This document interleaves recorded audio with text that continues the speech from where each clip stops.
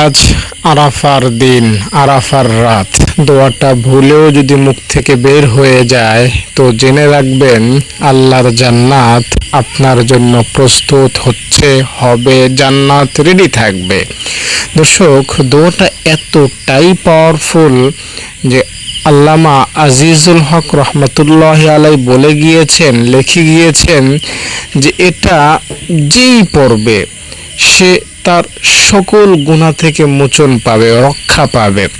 এটা এমন একটা দোয়া যেটার ক্ষেত্রে স্বয়ং রাসূলুল্লাহ সাল্লাল্লাহু আলাইহি সাল্লাম বলেছেন, তুমি যদি এটা একবার পড়ো তোমার জন্য জান্নাত নিশ্চিত, জাহান্নাম হারাম। দোয়াটা নিশ্চয়ই কি আপনি বুঝে গিয়েছেন? যদি না বুঝে থাকেন আমি বলে দিচ্ছি, লা ইলাহা ইল্লাল্লাহু মুহাম্মাদুর রাসূলুল্লাহ। আরাফার দিন আল্লাহ তাআলার একাত্মবাদের বা আল্লাহ তাআলার ওয়াহদিয়াতের, আল্লাহ তাআলা যে এক, এটা জোর গলায় ব্যক্ত করার দিন, এটা আল্লাহকে বলার দিন।